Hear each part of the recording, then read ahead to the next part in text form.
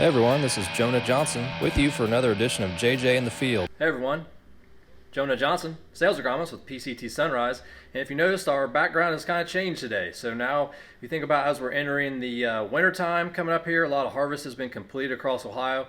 And now I thought it'd be kind of fun to look at what happens when we look at different formulations and mixtures. And so that's going to be kind of a lot of the topics as we go through the winter months is some common mixtures you guys may have on the farm, whether it's fertilizers, herbicides, pesticides. We're going to take a look at those in different blends and mixtures and different concoctions, if you will. So we're going to call this Mixology 101.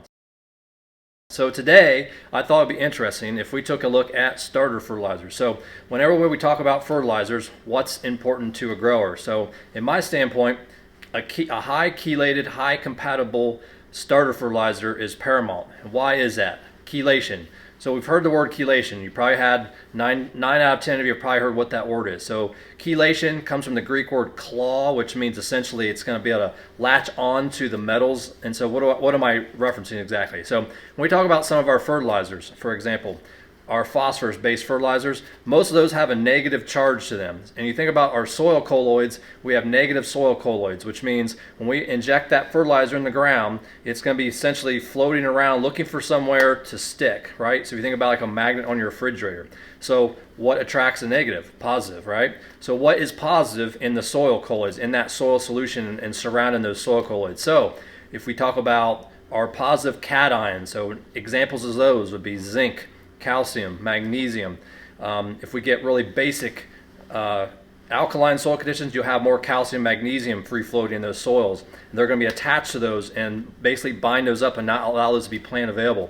If we get on the flip side, really low pHs where we can start introducing acidic environments, we can have iron. We have two different charges, +2 and +3. And then we have aluminum. And that only happens when we get below 5, but nevertheless, those are some examples that may have some metals that may latch on to those, in this example, our phosphorus anions, and basically make those unavailable.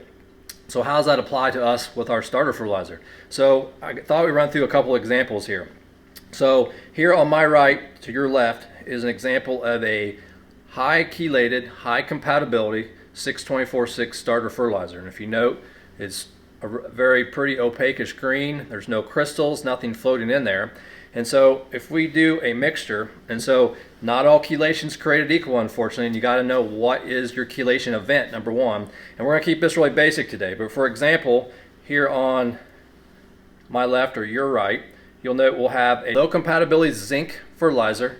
And I'm going to show you what happens when we have that, when we mix these two.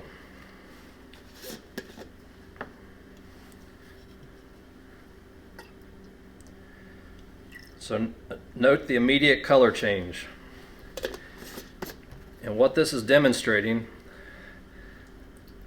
look at the sludge in this event. So basically we have a severe antagonism between these two. And this would be the examples if you had a low quality zinc fertilizer that you mixed in with your high quality starter fertilizer. And this is something that we don't want you to have happen inside your planter, because if so, this is going to clog orifices and give you a pretty bad day, right?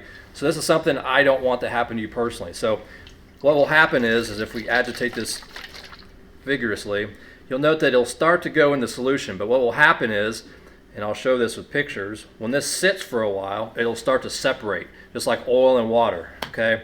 So again, agitation doesn't fix this problem. So let's look at what happens when we go to some, again, our high quality starter fertilizer with our high quality zinc with a high compatibility. When I pour that in,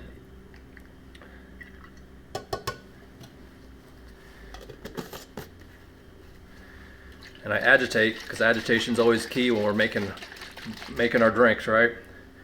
And you'll note there that it's still a very crystal clear green solution. Now what you see floating are just air bubbles, but even if I let this sit for an extended amount of time, it'll always remain in solution, and you'll have no precipitates, no floaters, no crystals that ultimately form at the end of the day, and that can cause a lot of problems in your planter. So just some things to keep in mind when you're buying products over the wintertime and you're trying to be as most economical as possible, that sometimes buying the lower lower grade input may cause you more headaches next spring. So with that, hope that helps you guys. If you have more questions, feel free to follow up with your local ASA or anybody in our PCT team.